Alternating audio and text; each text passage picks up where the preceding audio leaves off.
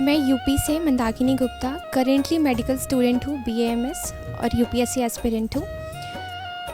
आज हमारी वसुंधरा धरती माता, भारत माता अत्याचार, अनाचार, दुराचार, पापाचार, भ्रष्टाचार के राक्षसों से घिरी हुई है। तो आज समय की मांग ये है कि उसके बच्चे होने के नाते, उसके बेटे होने के नाते हम उसकी रक्षा करें, अपनी जिम्मेदारी निभाएं। और ये जिम्मेदारी तभी निभेगी, उसकी रक्षा तभी होगी जब हम स्वयं में बदलाव लाएंगे। हम बदलेंगे, युग बदलेगा, हम सुधरेंगे, युग सुधरेगा। एक मासीय युग शिल्पी सत्र इस जिम्मेदारी को कैसे निभाया जाए इसका प्रशिक्षण देता है। साधना से आध्यात्मिक नियमों का पालन करते हुए, व्यक्तित्व को परिष्कृत करते हुए समाज को, राष्ट्र को, वसुंधरा को हम अपना पूरा योगदान कैसे दें, इसके प्रशिक्षण का नाम युग शिल्पी सत्र है। आज तक जो अपनी जिम्मेदारियों से भटक गए थे, अपने कर्तव्यों से अनभिज्ञ थे, उनको इसका भान कराने के लिए युग शिल्पी प्रशिक्षण सत्र चलाया गया है। शांति कुंज एक व्यक्तित्व गढ़ने की टकसाल है। मैंने भी ये युग शिल्पी सत्र किया और मैं अपनी जिम्मेदारी निभाने के लिए पूरी तरीके से तैयार हूँ। जब मिशन को अपना मान लिया, कर्तव्यों को पहचान लिया, फिर चिंता क्या और डर क्या, बस ठान लिया तो ठान लिया। परम पूज्य गुरुदेव, परम वंदनीय माता जी ने सूक्ष्म उपस्थिति में हम जब यहाँ युग शिल्पी के लिए आए तब हमें ज्ञान ही नहीं था कि यहाँ की दिनचर्या कैसी है, युग शिल्पी में क्या करना है। लेकिन यहाँ आए तब पता चला कि युग शिल्पी में 1 माह का सत्र है। इसमें अनेकों बात सीखने मिलती है। यहाँ की दिनचर्या में रोज़ सुबह से 3:30 बजे से उठने के लेकर शाम को 9 बजे तक की दिनचर्या पूरी होती है। उसमें हमको अनेक चित्र बताए जाते हैं कि ऐसा लगता है कि सुबह से योग से स्टार्ट करके शाम को 8:30 बजे तक के क्लास में हम नई नई बातें सीखते हैं। ऐसा लगता है सुबह में यज्ञ, ऊर्जा, इसकी ध्यान, प्राणायाम से लेके सब मिलता है। यहाँ की ऊर्जा का अनुभव करते हैं तो ऐसा लगता है कि हम कितने बिछड़े हुए थे इससे, कि अब जाके पता चला है कि हम नई दिशा में नए काम करने के लिए यहाँ युग शिल्पी में गढ़ने के लिए हम आए हैं। तो इस बार हमको पता चला कि ऐसे काम करते करते हम आगे जाएंगे और हमारे अंदर की चेतना इतनी ही ढंढोर गई कि हम हमारे क्षेत्र में जाके हम घर घर तक गृह गृह यज्ञ करेंगे। रामझोला के पुस्तकालय के माध्यम से हर घर में गुरुदेव का विचार पहुंचाएंगे। फिर संस्कार के माध्यम से हर घर को पावन करेंगे कि गुरुदेव का विचार जन जन तक पहुंचाने के लिए हम कटिबद्ध हो गए। यही हम सीख लेके जाते हैं और हमारे अंदर इतना सब दीदी ने जनजोड़ किया है कि यह कार्य करने से तुम्हें क्या मिलेगा, क्या नहीं, ये हम सब लोग के बीच में जाके बताएंगे। जय गुरुदेव, सभी को प्रणाम।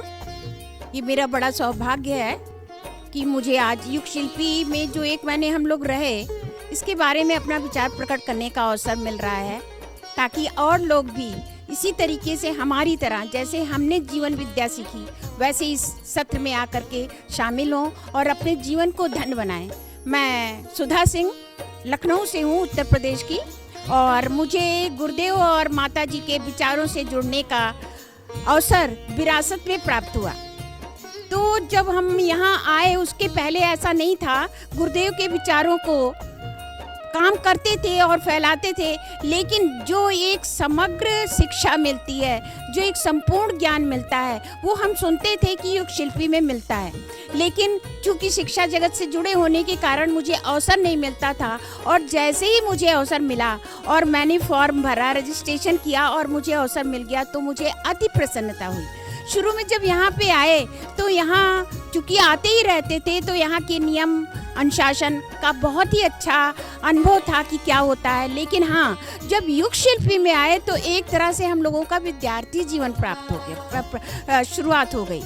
और किस तरह से 3:30 बजे उठ करके और रात को 9 बजे तक उसी अनुशासित ढंग से, उसी अच्छे ढंग से और समय का पालन करती हुई। गुरुदेव कहते हैं ना कि जीवन क्या है, वो समय है। जीवन का अर्थ समय है। जो जीवन को प्यार करते हैं वो आलस में समय ना गुजारे। तो युग शिल्पी के माध्यम से सबसे बड़ी चीज, क्योंकि सारे दुर्गुणों का कारण क्या होता है, आलस होता है, तो हमें एक कर्मठ, प्राणवान नागरिक बनाया गया, कार्यकर्ता बनाया गया, सक्रिय कार्यकर्ता बनाया गया कि हम क्षेत्रों में जाकर के गुरुदेव के विचारों को जन जन तक पहुंचाएं।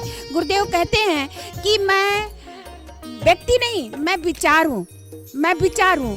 तो गुरुदेव के विचारों को हम किस तरह जन जन तक पहुंचाएं, उसके लिए यहाँ ये बताया गया कि आपको जीवन विद्या सीखनी है। सबसे पहले आप अपने को परिष्कृत करिए। अगर आपने अपने को नहीं परिष्कृत किया तो लोग, अगर आप लोगों के बीच में जाकर गुरुदेव के बात को बताते हैं और आप में वो गुण नहीं है तो लोग आपकी बात को स्वीकार नहीं करेंगे, क्योंकि आपकी कथनी और करनी में अंतर नहीं होना चाहिए। तो हम लोगों को जो पहला क्लास होता था योगा का, उस योगा के माध्यम से ये बताया जाता था कि शरीर को स्वस्थ रखना जरूरी है, क्योंकि बिना शरीर को स्वस्थ रखे हम कोई काम नहीं कर सकते हैं। फिर उसके बाद हम लोगों को भाषण और संभाषण का क्लास होता था। संभाषण के माध्यम से हम गुरुदेव के विचारों को पहुंचा सकते हैं, क्योंकि एक अच्छा वक्ता कैसा हो, जैसा उसका जन समुदाय हो उस हिसाब से बोले, किस तरह की भाषा को इस्तेमाल करे, उसमें कैसी सहृदयता हो, वाणी में कैसी मधुरता हो, उस तरह से वो अपने भाषण को प्रकट करता है तो लोगों के ऊपर प्रभाव पड़ता है। फिर संभाषण और कैसे करें, तो बिना संगीत के पूरा नहीं होता। कहते संगीत जीवन है, तो हम लोगों को ढपली और संगीत भी सिखाया जाता था और वो लय और ताल बताया जाता था, जिससे कि अनभिज्ञ थे उसको बहुत ही अच्छे ढंग से बताया गया। संभाषण और भाषण का एक क्लास नहीं होता था, बल्कि हम लोगों को बौद्धिक ज्ञान भी दिया जाता था। गायत्री माता क्या है, जो आज लोगों के अंदर भ्रम फैला हुआ है कि गायत्री को हम माने, गायत्री की पूजा नारी को नहीं करना चाहिए, शूद्रों को नहीं करना चाहिए, उसका भी हम लोगों को बहुत ही अच्छा ज्ञान दिया गया कि किस तरह जाकर के आप क्षेत्रों में बताएं कि गायत्री सर्वत्र व्याप्त है और तो सब उसकी शक्तियां हैं, उसके कार्य हैं, उसके स्वभाव और गुणों के अनुसार उसे बनाया गया है। तो इस तरह से हमने ये देखा कि यहाँ पर हम लोगों को पग पग पर बहुत ही अच्छी बातें सिखाई गई और उसका हम पूरा अनुपालन करेंगे। जो भी सिखाया गया है, बाल संस्कार शाला हम चलाएंगे, स्कूलों में भी संपर्क करेंगे, या ऐसे जो लोग होते हैं छोटे क्लास के लोग बेचारे जो किसी तरीके से रोज कमाते हैं, रोज खाते हैं, उनके बीच भी जाकर के ये नहीं कि अरे इनको क्यों, क्योंकि इन बालकों से ही, इन बच्चों से ही गुरुदेव कहते हैं यही आगे जाकर के नागरिक बनेंगे। तो हमें बाल संस्कार शाला चलाना है। आओ गणेश, संस्कारवान पीढ़ी का काम तो हम लोग करते ही रहते हैं। कर्मकांड में हम लोगों कराते थे, लेकिन क्या हम लोगों की वाणी मतलब संस्कृत की शुद्धता का बहुत ध्यान रखा जाता था। वो दीदी ने हम लोगों को बहुत ही अच्छे समझाया और साथ में हमारे टीचर्स में जो यहाँ पर सहृदयता थी, जो शिष्टाचार हम लोगों को सिखाया, वही उनके अंदर भी था। किसी भी तरीके का हम लोग प्रश्न करते थे तो उसका बहुत ही सुंदर ढंग से, बहुत ही अच्छे और बहुत ही सरल ढंग से हमको उसका उत्तर दिया जाता था। परम पूज्य गुरुदेव, परम वंदनीय माता जी के कमल चरणों में मेरा कोटि कोटि प्रणाम। मैं बॉबी देवी, मैं बिहार मुंगेर जिला से आई हूँ। मैं यहाँ पे 1 महीने का युग शिल्पी सत्र करने आई हूँ। यहाँ पे युग शिल्पी यानी जग का, ये युग मतलब जग होता है और शिल्पकार। तो हम जब यहाँ पर आए, हम सोचे पता नहीं कैसे क्या होगा, लेकिन यहाँ का डिसिप्लिन, यहाँ का क्लास, जैसे दीदी हम अपने बच्चों को घर में लाड़ प्यार से खाना खिलाते हैं, उन्हें प्यार से उन्हें पढ़ने के लिए बैठाते हैं ताकि उसको मन लगे, उसी तरह यहाँ से सुबह हमारी योगा से स्टार्ट होता है। योगा वाली दीदी समय पर, हम लोग 1-2 मिनट आगे पीछे हो जाते थे, लेकिन यहाँ की दीदी एकदम राइट समय पे अपने क्लास में घुस जाती थी और इतना प्यार से योगा वाली दीदी। और फिर हमारा स्वाध्याय वाली दीदी, कहीं दर्द तो नहीं हो रहा है, ऐसे योगा सिखाती थी कि मन लगता था, अगर इच्छा ना भी हो तो भी करने का एकदम उत्सुक रहते थे और समय पर अपना क्लास पहुंच जाते थे। फिर 8 बजे फिर हम लोग का स्वाध्याय का क्लास होता था, वो भी दीदी बहुत ही प्यार से बताती थी। फिर डफली वाली दीदी बहुत ही प्यार से, कर्मकांड वाली, वैसे तो मैं बचपन से कर्मकांड वगैरह करती हूँ, अपने क्षेत्रों में काम बहुत करती हूँ, जग वगैरह, हवन वगैरह घर घर जा करके, लेकिन छोटी छोटी गलतियाँ पता नहीं चलती। लेकिन यहाँ पे हम कहाँ क्या गलती कर रहे हैं, कर्मकांड में क्या हम उच्चारण कर रहे हैं, बहुत ही बारीकी से दीदी समझाती थी और इतना अच्छा लगता था, इतना मन लगता था। फिर शांति कुंज, हमारा यहाँ पे जो डिसिप्लिन है, हमारे घर में अगर 2-4 भाई बहन अगर बढ़ जाते हैं तो हमें टेंशन हो जाती है, घर में एकदम शोर शराबा होने लगता है। और यहाँ पे 5,000 10,000 प्रतिदिन भोजन करते हैं, भीड़ लगते हैं। हर समय हर चीज़ में हवन में लाइन लग जाना है, भोजन में लाइन लग जाना है, ऊपर जाप ध्यान करने वो दीप दर्शन करने जाना, वहाँ पे लाइन लग जाना, फिर भी कहीं शोरगुल नहीं। इतना मतलब अगर स्वर्ग है तो वो हमारा शांति कुंज स्वर्ग है। हमें मरने के बाद स्वर्ग कैसा हमें नहीं पता, लेकिन हमें जीते जी स्वर्ग मिल गया है। हमारा ये माता पिता के घर है। हम सबसे भी विनती निवेदन करते हैं, हर कोई शांति कुंज आइए, और आपको अगर स्वर्ग देखना है तो फिर आप शांति कुंज में ही स्वर्ग देखिए। यहाँ पे इतना अच्छा लगा है। हम लोग हम कल ही बाल संस्कार शाला का फॉर्म भरे हैं। हम यहाँ से जा कर के बाल संस्कार शाला चलाएंगे।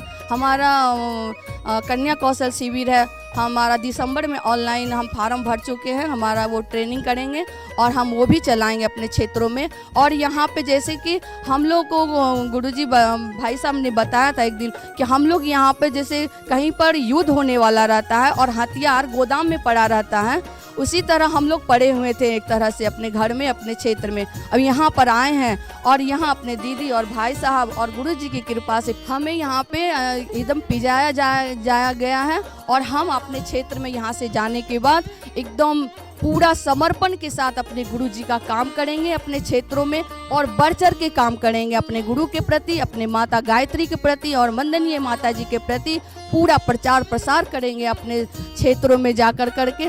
और मेरे तो नस नस में गुरुजी बसे हुए हैं, और इन्हें बसा कर करके बस गुरुजी से विनती है कि हमें शक्ति दे, हिम्मत दे कि हम अपने जो यहाँ एनर्जी, जो ऊर्जा लेके यहाँ से जा रहे हैं, अपने क्षेत्रों में कूद जाएं। जैसे कि झांसी की रानी ने अपने शहर को बचाने के लिए, अपने क्षेत्र को बचाने के लिए अपने बच्चों को कमर में बांध कर करके कुरुक्षेत्र में उतर गई थी, उसी तरह हमें भी झांसी की रानी की तरह एकदम और गुरु जी के शिष्य की तरह एकदम अपने क्षेत्रों में कूद जाना है और पूरा समर्पण के साथ काम करना है गुरु जी का। यस शान्ति कुञ्ज धाम हरिद्वारमा छु। यो धरतीको एउटा स्वर्ग हो र यो स्वर्ग बनाउनु हुने, जसले यो स्वर्ग बनाउनु हो, जसले यसको रचना गर्नुभयो, सिर्जना गर्नुभयो, उहाँ हुनुहुन्छ वेदमूर्ति तपोनिष्ठ पण्डित श्री राम शर्माज्यू र उहाँकी सहधर्मिणी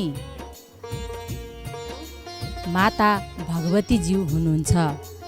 उहाँले यस धरालाई स्वर्ग बनाउनु भएको छ। म अचानक यहाँ आएकी हुँ। मेरो नाम चाहिँ शारदा श्रेष्ठ हो। म काठमाडौँ नेपालबाट आएकी हुँ र म यहाँ अचानक पुगेकी हुँ। यहाँ आउँदाखेरि मलाई स्वर्गमा आएको अनुभव भयो। मलाई केही थाहा थिएन यहाँको बारेमा, तर यहाँ आएपछि यहाँ 9 दिवसीय 1 महिना युग शिल्पी यस्ता अनेकौं यहाँनिर कार्यक्रमहरू, यो ज्ञानहरू दिने व्यवस्था छ। र मैले युग शिल्पी भन्ने सत्र गरिरहेको छु अहिले।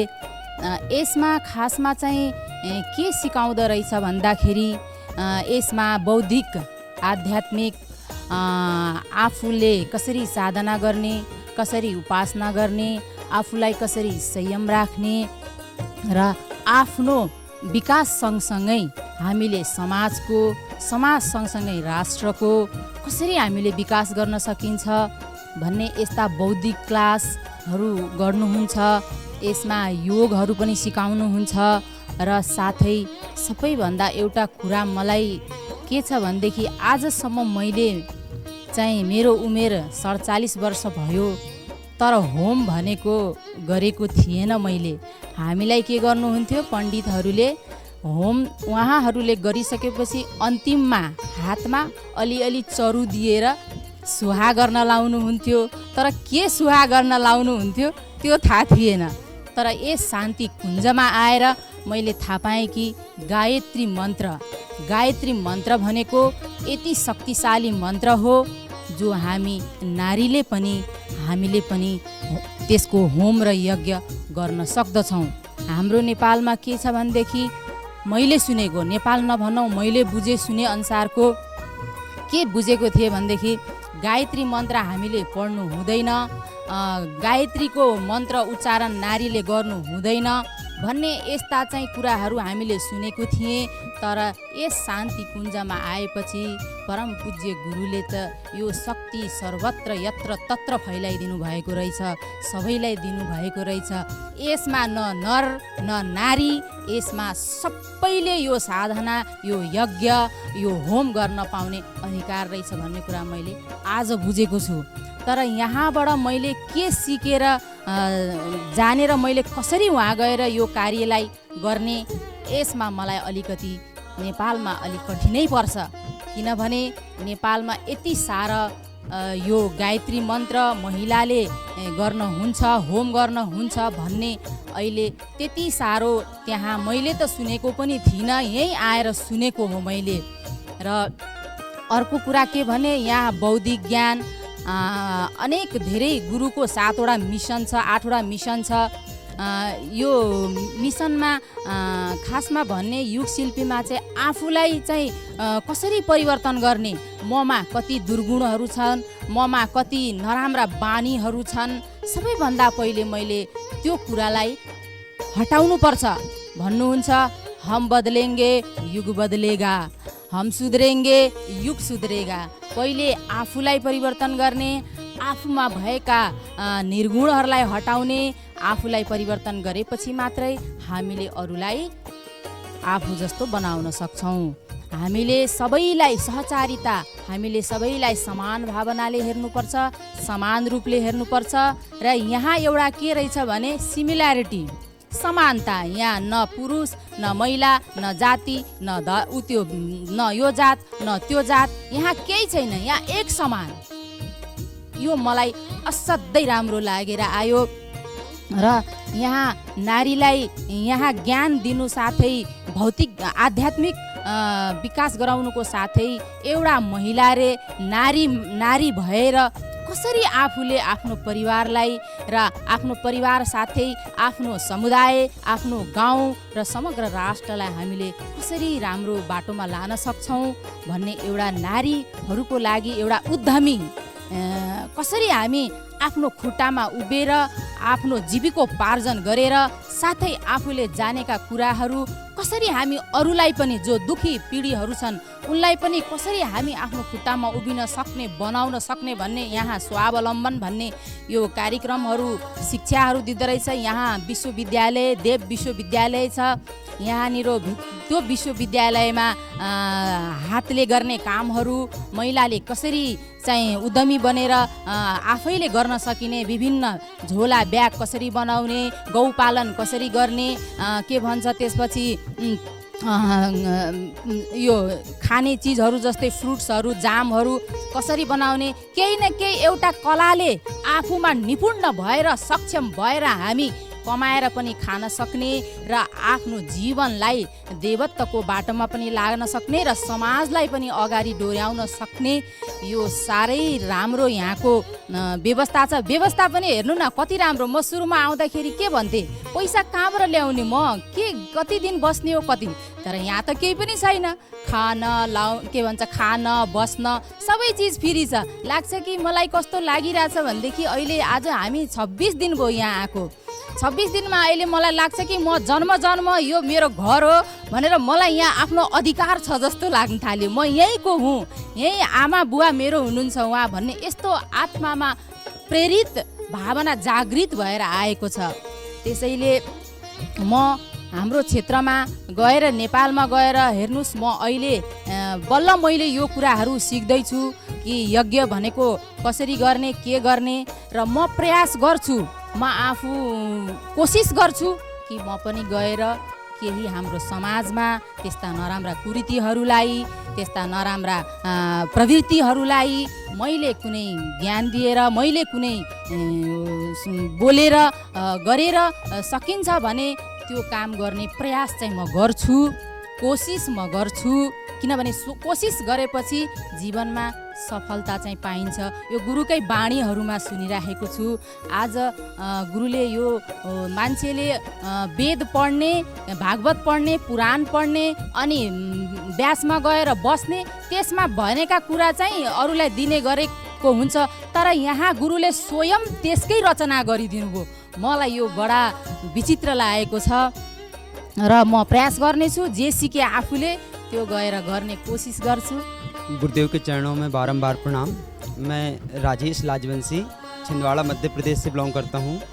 वैसे तो मैं पैसे से इंजीनियर हूँ और यहाँ पर भी मैं ये अपने आप को इतना सौभाग्यशाली मानता हूँ कि गायत्री तीर्थ में मैं आकर के दर्शन कर पाया, और उससे परम सौभाग्य कि मैं युग शिल्पी सत्र को अटेंड कर पाया। मैं अभी तक ये देखता अपने आप में परिवर्तन देखा हूँ खुद में कि आज मेरा 26वां दिन है, जिस प्रकार का मुझे परिवर्तन आया। अभी तक मैं शिक्षा को समझता था कि शिक्षा है क्या। शिक्षा हम जो बाहरी भौतिकतावाद में रह कर के जी रहे हैं, जिनके खान पान रहन सहन में रहते हैं, हम अच्छा चाहते हैं कि कमाएं खाएं बस हो गया।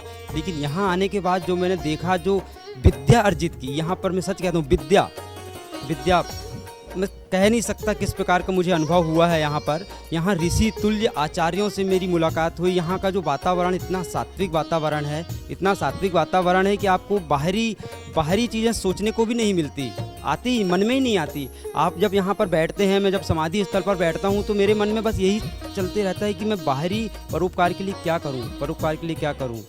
इस प्रकार की भावनाएं यहाँ से उमंगित रूप में बाहर आना, ये बहुत बड़ी बात है।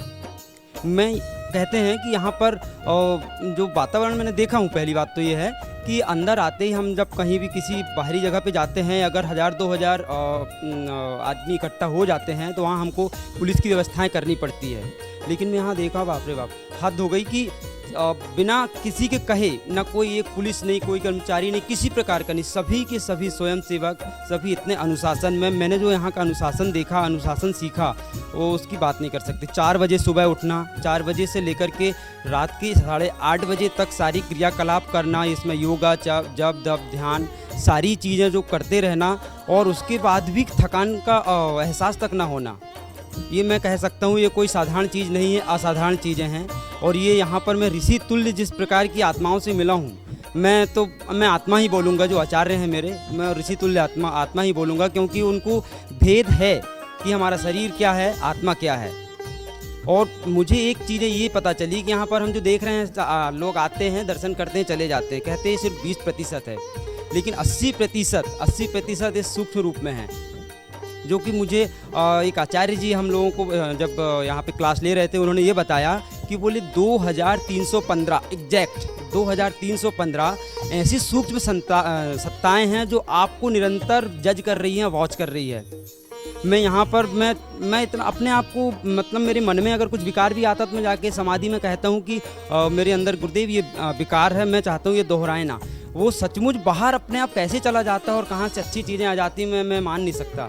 यहाँ पर अभी भोजनालय है, भोजनालय पे जाते हैं, इतने लोग आते हैं, बड़ा से लेकर छोटा, ना कोई किसी की जात पूछता है, ना कोई किसी के धर्म के बारे में जानकारी लेता है, कुछ नहीं, और ऐसे चाव से भोजन करके जाता है जिसका वो शायद घर जाने के बाद भी ना भूले। मैं क्या कहूँ, यहाँ तो अभी मैं देव संस्कृति विश्वविद्यालय हम लोगों की टीम गई हुई थी कल 25 तारीख थी, तो वो 25 तारीख को शायद ही जाना रहता है लगभग सभी को, आसपास 1-2 दिन आगे पीछे हो जाता है। जब वहाँ पर मैं घूमा, हम देखे तो वहाँ पर कहते हैं हमने तक्षशिला नालंदा स्तर के विश्वविद्यालय से किताबों के पन्नों में पढ़ा है, इतिहास में पढ़ा है, लेकिन जब हम लोगों ने वहाँ पर देखा और जाना तो मुझे ऐसा एहसास हो रहा था कि मैं सही में किसी पुराने जमाने की नालंदा विश्वविद्यालय में हूँ। वहाँ की जो क्रियाकलाप, वहाँ की संस्कृति, वहाँ के अनुशासन, वहाँ के व्यवहार, सारे के सारे वो मैं यहाँ जब देखता हूँ तो मुझे ऐसा लगता है कि मेरे से बड़ा कोई सौभाग्यशाली नहीं है। मैं सुरेंद्र सिंह सासाराम बिहार से, और 2 साल पहले की बात है, 2 साल से मेरा मन थोड़ा उद्विग्न रहता था और मैं सोचता था कि मैं जाऊँ कहाँ। तो एक समय की बात है, कुछ महीने पहले जब मैं निकला घर से किसी और जगह के लिए, मतलब एक धर्म क्षेत्र वो भी था, तो वहाँ निकला, वहाँ जाने के लिए जाऊँ और फिर अपना जीवन थोड़ा वहीं पर अपना समर्पित करूँ सेवा भाव के दृष्टिकोण से। लेकिन जब वहाँ गया तो अधिकारियों से बात करने के बाद में कुछ ऐसी समस्या आई, उन्होंने बताया कि अभी थोड़ी देर समय के बाद आप आना। तो वहाँ से एक बात बनी कि उन्होंने नाम लिया हरिद्वार का, कि आप हरिद्वार क्यों नहीं जाते, क्योंकि मैं उसे अपनी प्रार्थना पत्र में थोड़ी संन्यास की बातें की थी। तो उन्होंने बोला कि हरिद्वार क्यों नहीं जाते। तो फिर वहाँ से मैं यहाँ की ओर चल दिया। यहाँ के बारे में विशेष कुछ पहले मेरे को पता नहीं था, थोड़ी बहुत जानकारी ली थी यूट्यूब से, लेकिन ये पूरा डिटेल मेरे को पता नहीं था। और जब यहाँ मैं शाम को आया 15 जून के शाम में, तो यहाँ अपना स्वागत कक्ष से एंट्री लेने के बाद में फिर यहाँ भगवती सभागार में रुका, अपना सेवाएं दी, सेवा देकर के रुका। और रुकते हुए सेवा देते हुए मैंने यहाँ कुछ सीखा। फिर समय के साथ जो है 9 दिवसीय कार्यक्रम में मैंने भाग लिया 11 से 19 वाले में। तो वहाँ थोड़ा साधना की तरफ झुकाव हुआ, जब तप वाली बात हुई। तो यहाँ से सीखने की मिली एक त्याग की बात, एक जो एक तरह से हम लोग को पता चला कि ये गायत्री तीर्थ क्षेत्र है, यानी मतलब धर्म का क्षेत्र, या धर्म का है वह अनुशासन का धर्म हो, त्याग का धर्म हो, या सेवा का धर्म हो। तो ये धर्म हमें सिखाता है कि हमें समाज के लिए करना क्या है। तो ये उसके बाद में हम यहाँ रहते थे, हमने देखा कि क्या यहाँ अनुशासन है और अनुशासन की व्यवस्था क्या है, सेवा की व्यवस्था क्या है, लोगों के रहने सहने का ढंग, एक नित्य क्रियाक्रम जो अपना है, जो हम लोग टाइम से उठना, अर्ली इन द मॉर्निंग ब्रह्म के टाइम के क्षेत्र में हम लोग जगते हैं और फिर अपना कार्यक्रम जो प्रतिदिन का स्टार्ट करते हैं, पूजन वगैरह जग में शामिल होना, और फिर जाकर के अपना माता जी का दर्शन करना, ये सारी बहुत सारे कार्यक्रम के हम प्रतिदिन हम लोग करते हैं। तो उसके साथ में समय के साथ जो हम लोग युग शिल्पी कार्यक्रम में आए तो और गुरुओं से हमें मुलाकात पड़ी। और जैसे कि अब दुबे जी बाबूजी की बात कर रहा था, तो उनमें एक अजीब तरह की श्रृंखलता थी। तो उनमें एक हम लोग डांट भी कुछ पिलाते थे किसी मुद्दों पर जब आते थे, तो उसमें एक मुस्कुराहट उनके चेहरे पर आती थी, तो वो हृदय को हम लोग को बहुत सुकून देता था। और ज्ञान की बातें तो उन्होंने बताते ही थे। और उसके साथ ही एक शुरू में 8 बजे के टाइम में क्लास में आते थे श्री प्रकाश मोदी जी बाबूजी, तो उनकी जो वाक् पटुता थी, बातों की जो गंभीरता थी, समझाने की जो शैली थी, वो हम सबको प्रभावित करती थी। तो ये सारी व्यवस्था फिर, और शुरू में जो शुरू के टाइम में जो टीचर जो आते थे डॉक्टर विनय शर्मा जी, तो उनका सिखाने का अंदाज, समझाने का अंदाज और विविध रूपों का कैसे प्राणायाम हम करते हैं, कौन कैसे कैसे अनुशासन इसके साथ हम बरतते हैं, वो सारी चीज़ें हम लोगों को प्रभावित करती थी। उन माध्यमों से हम लोग गुजरे और इस तरीके से हम लोग ने अपने आप को परिमार्जन किया, अपने गुरुओं ने हम लोग को परिमार्जित किया, परिशोधन किया। तो एक अपने आप तरफ से कहें कि हम लोग संवारने की दिशा में अपने आप को चल पड़े कि हम समाज के लिए कुछ करना है, आगे जाके समाज के लिए कुछ बनना है, लोगों के लिए कि हम लोग एक तरह से कहें कि एक अनुशासन प्रिय लोग बनकर के एक दूसरे के शिक्षा के क्षेत्र में जाना है, लोगों को बताने के लिए, समाज को बनाने के लिए। हमारी सहभागिता, हमारी जो एक वेशभूषा होनी चाहिए समाज में, वो क्या होनी चाहिए जिससे लोग सीख सकें, हम समाज को बना सकें, अपने लोगों के बीच एक दूसरे को समझने की कोशिश करें, उनकी समस्याओं को दूर करें, समझें और देखें कि इनमें सुधार कैसे लाया जा सकता है। ये सारे ज्ञान इन गुरुओं के माध्यम से सीखा हम लोगों ने। एक हम लोग इस तरह से उन्होंने प्रभावित किया, एक परिमार्जित किया कि अपने आप को हम कैसे बना कर रखें, समझा कर रखें। असंभवं संभव कर्तुमुद्यतं प्रचंड झंझावृतिरोध सक्षमं युगस्य निर्माण कृते समुद्यतं परम महाकाल मुमम नमाम्यम। इस मंत्र का अर्थ है असंभव को जो संभव कर दे, प्रचंड तूफान से जो बाहर निकाल दे, वैसे परमात्म स्वरूप महाकाल को मैं नमन करता हूँ। आज हम यहाँ उपस्थित हुए हैं शांति कुंज हरिद्वार में युग शिल्पी सत्र में। मैं मधेपुरा बिहार से हूँ और कंप्यूटर साइंस का स्टूडेंट रहा, शिक्षा के क्षेत्र में काम कर रहा था। ऑनलाइन फॉर्म भरी जाती है, बहुत अच्छी सुविधा शांति कुंज हरिद्वार की तरफ से की गई है कि ऑनलाइन हम अप्लाई करते हैं और उसकी स्वीकृति फिर शांति कुंज हरिद्वार से प्राप्त होती है। और हमने अप्लाई किया जुलाई में, और यहाँ से फिर शांति कुंज हरिद्वार के द्वारा फ़ोन से वार्तालाप हुई और उन्होंने स्वीकृति प्रदान की कि आप युग शिल्पी सत्र में आइए, आपका स्वागत है और आपका रजिस्ट्रेशन हो जाएगा। उसके बाद हमने यहाँ आए, संकल्प लिया, युग शिल्पी सत्र प्रारंभ हुआ। हमने भारतवर्ष के कई शहरों में भ्रमण किया है। आज तक मैंने ऐसा आश्रम, शांति कुंज की जैसी व्यवस्था है, जैसा प्यार भरा वातावरण है, जैसा शांति का माहौल है, जैसा गुरुदेव ने कह रखा है, व्यक्ति निर्माण से परिवार निर्माण, परिवार निर्माण से समाज निर्माण, समाज निर्माण से राष्ट्र निर्माण, और राष्ट्र निर्माण से विश्व निर्माण, और विश्व निर्माण से युग निर्माण की योजना साकार होगी। धरती पर स्वर्ग का अवतरण होगा, व्यक्तित्व में देवत्व का उदय होगा। यह एक ऐसा लगता था जैसे असंभव सा काम है। और पहले मैंने आपको मंत्र में बोला कि गुरुदेव के लिए मंत्र साहित्य में आया है, असंभवम संभव कर्तुम उद्यतम प्रचंड झंझा वृतिरोध सक्षमम युगस्य निर्माण कृते समुद्यतम परम महाकाल मुमम नमाम्यम। जो असंभव को संभव कर दे। ऐसा लगता है, अभी प्रतीत होता है पूरे विश्व में कि ये सतयुग कैसे आएगा, परंतु परम पूज्य गुरुदेव के इस युग शिल्पी सत्र में आने के बाद अनुभव हुआ सचमुच में युग बदल सकता है। क्योंकि यहाँ नित्य निरंतर आज 100 वर्षों से तपस्या हो रही है।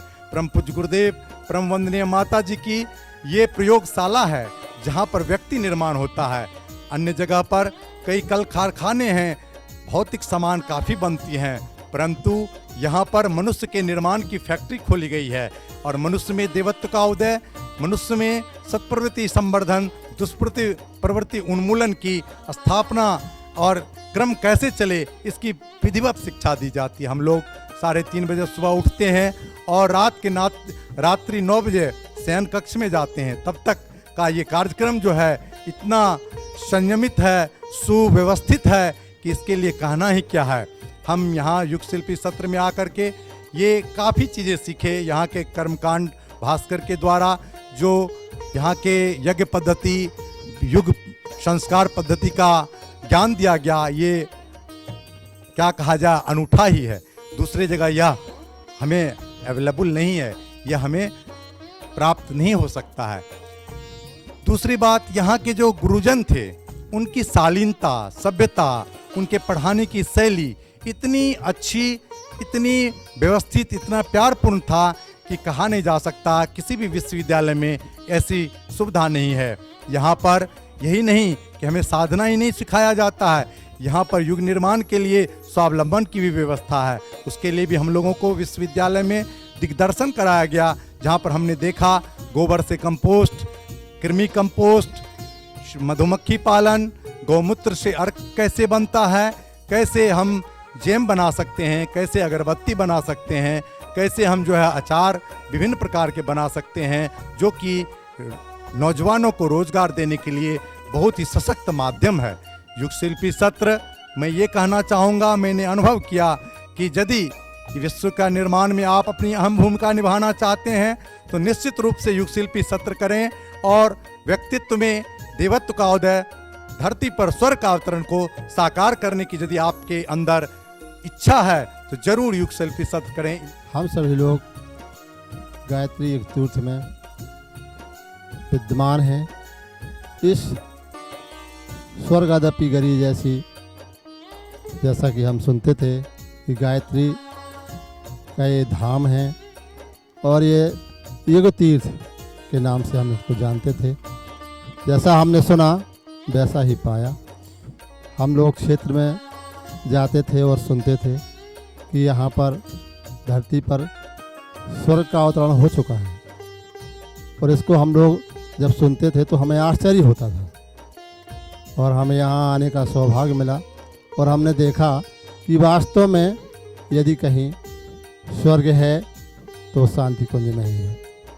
हमें पहले ही दिन बताया गया कि शांति कुंज का जो विशाल रूप है, परम पूज्य गुरुदेव ने इसको चुना है। यह ऋषि विश्वामित्र की तपोस्थली है। यहाँ उन्होंने गायत्री को सिद्ध किया था, इसलिए ये गायत्री क्षेत्र भी कहलाता है। जैसा हमने सुना था वैसा ही यहाँ पाया। हमने देखा कि यहाँ कण कण, शांति कुंज का कण कण हमें कोई ना कोई शिक्षा देता है। चाहे हम जिस तरफ निगाह डालें उस तरफ हमें कुछ न कुछ शिक्षाप्रद सद्वाक्य लिखे हुए मिल जाएंगे। महापुरुषों की प्रतिमाएं मिल जाएंगी, जिससे हमें जीवन में बहुत प्रेरणा मिलती है। परम पूज्य गुरुदेव ने जो इस मिशन का विस्तार किया है उसका एक ही कारण यहाँ बताया गया। उसका क्या कारण बताया गया? वो है प्यार। यहाँ पर व्यवस्थाएं बहुत प्रिय हैं। यहाँ की व्यवस्था जो हमने देखी वास्तव में देखने लायक और अमन करने लायक है। सबसे पहली व्यवस्था तो मैंने देखी है समय का नियोजन। यहाँ पर प्रत्येक छात्र और प्रत्येक टीचर समय पर आते थे, तो समय का जो सदुपयोग है वो जो परम पूज्य गुरुदेव ने हमें बताया है उसका हम सदुपयोग यहाँ पर कर सकते हैं। परम पूज्य गुरुदेव ने जीवन जीने के लिए बहुत सारे सूत्र दिए हैं, उन सारे सूत्रों को यहाँ अप्लाई किया जाता है। जैसे व्यस्त रहो मस्त रहो, दुख बांटो सुख बटाओ, अपनी रोटी मिल बांट कर खाओ, सलाह लो सम्मान दो। ये सूत्र जो दिए हैं इनको अमल रूप में मैंने यहाँ पाया है। यहाँ पर देखा गया है मितव्ययता का एक सूत्र परम पूज्य गुरुदेव ने दिया है, तो वो भी यहाँ हमने अपनी आंखों से साक्षात देखा है। पहले हम सुनते थे सादा जीवन उच्च विचार, तो सादा जीवन उच्च विचार को हमने यहाँ सुना नहीं देखा भी है और अपने जीवन में अप्लाई करने का प्रयास भी हम कर रहे हैं। परम पूज्य गुरुदेव के जो सूत्र हैं सुव्यवस्था, यहाँ पर जो हम देखते हैं सुव्यवस्था देखने ही लायक है। हर व्यक्ति आत्म अनुशासन है, आत्म अनुशासित है और अपने ही आप वो स्वतः यहाँ आत्म अनुशासन का परिचय दे रहा है। किसी भी व्यवस्था के लिए किसी भी प्रकार का कोई हमें फोर्स नहीं किया जाता, बल नहीं दिया जाता और हम स्वतः आत्म अनुशासन के साथ यहाँ पर आते हैं, रहते हैं। हिमालय की इस छाया में सप्त गंगा के मध्य शांति कुंज विराजित है। यह विश्व की एक ऐसी धरोहर है जहाँ पर मनुष्य को मनुष्यत्व की ओर बढ़ने की प्रेरणा दी जाती है। यह विभिन्न प्रकार के आयामों को गुरुदेव ने संचालित किया है। परम पूजनीय माता जी ने उन्हें और सींचा है। वर्तमान के अंदर में भी परम श्रद्धेय डॉक्टर साहब जी और हमारे चिन्मय भाई साहब भी इनको विशेष रूप से अपनी छत्र छाया में फलीभूत कर रहे हैं, जो कि एक विश्व की धरोहर बनने जा रही है। मेरा युग शिल्पी बनने का यहाँ पर जो प्रेरणा मुझे मिली, परम श्रद्धेय हमारे जो स्वागत कक्ष में विराजमान व्यासपेयी जी हैं, उन्होंने मुझे प्रेरणा दी कि बुरा जी आपने ज़िंदगी का बहुत कुछ हिस्सा खो दिया है, अब कम से कम जो भी उत्तरायण के अंदर में आप जा रहे हो, अब आप कुछ सीख करके और देश के लिए राष्ट्र के लिए कुछ मानवता के लिए कर सको तो आपके लिए सौभाग्य की बात होगी। उन्हीं की प्रेरणा से मैंने युग शिल्पी का फार्म भरा और युग शिल्पी करने के लिए यहाँ प्रस्तुत हुआ। यहाँ पर आने के पश्चात जो आत्मीयता, जो एक तरह की श्रद्धा भाव, जो एक तरह की निष्ठा भाव देखने को मिली, वो बड़ी प्रशंसनीय लगी। यहीं पर जिस नाम को शांति कुंज के नाम को सार्थक करते हुए विशेष मुझे यहाँ शांति प्राप्त हुई है, मैं उसका वर्णन नहीं कर सकता। अब यहाँ पर जो सुबह 3:30 बजे से लेकर के सुबह उठते ही नित्यक्रम होने के पश्चात ध्यान, ये ध्यान के पश्चात जप के पश्चात साथ में यज्ञ के योगा यज्ञ और ये अनुष्ठान स्वाध्याय करते हुए पूरा दिन की चर्या हमारी जो चलती है, इसमें विशेष प्रभाव देखने को मिला। समय की अनुकूलता देखते हुए हर कार्य समयबद्ध तरीके से किया जा रहा है, ये बड़ी प्रशंसनीय है। यहाँ पर विशेष करके हमें जिस प्रकार की प्रेरणा दी जा रही है कि मनुष्य के अंदर देवत्व का प्रभाव कैसे बढ़ सकता है और मनुष्य हम सुधरेंगे, जन सुधरेगा, जग सुधरेगा तो देवत्व का निर्माण होगा। इस देवभूमि के अंदर आकर के ही ये ज्ञान की जो प्राप्ति हो रही है, ऐसी ज्ञान की प्राप्ति विश्व में और कहीं नहीं है। आगे हमें इस यहाँ से सीख करके, मेरा क्षेत्र आसाम गुवाहाटी है, मैं वहीं से आया हूँ, मेरा नाम कमलचंद धुरा है। मैं आसाम के से पहली बार इधर आया हूँ। वहाँ मुझे प्रेरणा मिली भाई महेंद्र जी अग्रवाल से। वो यहाँ पर कुछ दिन युग शिल्पी का कार्यक्रम करके गए हुए हैं और यहाँ कुछ दिन उन्होंने सेवा भी दी है, उन्होंने मुझे प्रेरित किया था। तो यहाँ पर सारा सहयोग मुझे मिल गया और एक अपनत्व का, एक अपने घर जैसे वातावरण के अंदर में सुबह से शाम तक ज्ञान अर्जन करने की ही शिक्षा मुझे यहाँ मिली है। जो ज्ञान अर्जन मैंने यहाँ किया है उसका भविष्य के अंदर में मैं अपने क्षेत्र में जाकर के इसी प्रकार परम श्रद्धेय गुरुदेव जी और वंदनीय माता जी के वचनों को और परम श्रद्धेय दादा गुरु के वचनों को जन जन तक फैलाने का प्रयास करूँगा। परम पूज्य गुरुदेव एवं परम वंदनीय माता जी के सूक्ष्म संरक्षण में बिहार राज्य के जमुई जिला से त्रिपुरारी प्रसाद बंडवाल को आज युग शिल्पी करने का मौका मिला। बड़ी सौभाग्य की बात है कि शायद मरने के बाद स्वर्ग देखेंगे कि नहीं देखेंगे, लेकिन हम लोग स्वर्ग का अनुभव कर रहे हैं और ये अनुभव अपने क्षेत्र में जाकर करके पूरे राष्ट्र में जहाँ तक प्रयास करेंगे, जहाँ तक हमको जाने का शक्ति गुरुदेव देंगे, हम उसको फैलाएंगे। ये यहाँ का दिनचर्या शायद स्वर्ग के बारे में बताते हैं शास्त्र हमारे। सुबह 3:30 बजे उठना, फिर उठ करके अपना दिनचर्या के साथ तैयार होना, फिर 4:30 बजे गायत्री आरती, फिर 5 बजे से 5:30 बजे ध्यान साधना, जो हिमालय में चैतन्य क्षेत्र में हम लोग को करने का, ध्यान साधना करने का जो मौका मिला है वो शायद अद्वितीय है। उसका वर्णन इस मुख से करना बड़ी आसान नहीं है। और तो और क्या, वहाँ यहाँ के जो हमारे ऋषि तुल्य भाई हैं वो लोग बताते हैं कि हिमालय क्षेत्र से सूक्ष्म रूप में ऋषि सत्ताएं आते हैं गुरुदेव को प्रणाम करने का, वो सौभाग्य हम लोग को भी मौका मिला है। और युग शिल्पी का अर्थ क्या है?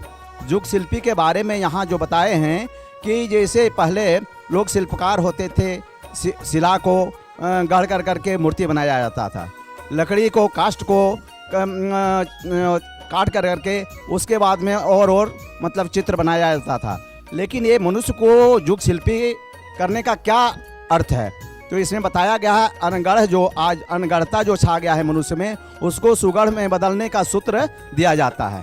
वो सूत्र हम लोग जहाँ तक प्रयास किए, गुरुदेव जो शक्ति दिए, वो सूत्र अपने क्षेत्र में जाकर करके गुरुदेव का विचारों को फैलाना, और घर घर जाकर सबसे पहले तो अपने घर से, अपने परिवार से शुरू कर करके अपने समाज में, अपने मोहल्ला में जा कर के फैलाएंगे, और गुरुदेव का विचारों का और पूरे परिवार में, क्षेत्र में और राष्ट्र में ले जा कर के यज्ञ के माध्यम से, जो युग धर्म के माध्यम से, विचार क्रांति के माध्यम से, अखंड ज्योति के माध्यम से, युग निर्माण के माध्यम से, दीप यज्ञ के माध्यम से, और जो 12 संस्कार दिए हैं गुरुदेव, वो संस्कारों के माध्यम से गुरुदेव का विचारों को हम फैलाएंगे। मैं त्रिवेणीगंज सुपौल बिहार से भगवान चौधरी युग शिल्पी सत्र का अपना अनुभव अभिव्यक्ति प्रस्तुत कर रहा हूँ। यहाँ 1 महीने के क्लास में यहाँ के जो नियम शर्त थे उसके अनुरूप अपने जीवन को चलाया। 3:30 बजे सुबह सवेरे जग करके हवन पूजन का कार्यक्रम संपन्न करने के साथ क्लास का कार्यक्रम भी विधिवत रात 8:30 बजे तक का बजाबते क्लास किया समय अनुसार। और इस कार्यक्रम में हमारे जो शिक्षक के रूप में हमारे शांति कुंज के वरीय प्रतिनिधि लोग आए, उन्होंने हम सबों का ऐसा मार्गदर्शन किया, ऐसे हमारे अंदर के सभी कसाई कलमशों को, विचारों, कुत्सित विचारों को दूर किया कि हम अपने आप में एक शुद्धता को धारण कर चुके हैं। हमारा जीवन एक यज्ञमय जीवन हो चुका है, और दूसरों के पीड़ा में अपने आप को व्यथित होना, दूसरों के सुख में खुशी बांटना, और दूसरों के दुख में दुखी भी होना, इस तरह की प्रेरणाएं हमें यहाँ से मिली है। और सेवा भावी बना करके इन्होंने हमें तैयार किया है। हमारे तो आते थे दुबे जी भाई साहब, तो इतना क्लास भी कराते थे, शिक्षा ज्ञान भी देते थे, और मनोरंजन भी उसमें कर लेते थे कि उठो, किसने बोला, कब बोला, क्या बोला, उठो, अकेले आए हो, ट्रेन से आए हो कि प्लेन से आए हो, इस तरह के सवाल पूछ करके इतना आनंद आ जाता था जिसका कोई जवाब नहीं था। हमारे प्रकाश मोदी जी भाई साहब, उनने इतना अच्छा विनम्रता पूर्वक हम अपने वाणी से हम लोगों में विनम्रता भरी कि लगा कि हम लोग बिल्कुल नॉर्मल विनम्र हो गए हैं। और हमारे कर्मकांड कराने वाले भाई साहब आते थे, तो वो जब कर्मकांड जब तक कराए तब तक तो हम लोगों को सीधा लगा, लेकिन जिस दिन कल परसों में उनकी वो विदाई ले रहे थे हम लोगों से, तो लगा कि मेरे हृदय का टुकड़ा जिगर जा रहा है। ऐसा अनुभूति हुई, उनने ऐसा ज्ञान दिया था कि लगा कि वो हमसे बिछुड़ रहे हैं, हमारा कोई निजी लोग बिछुड़ रहा है।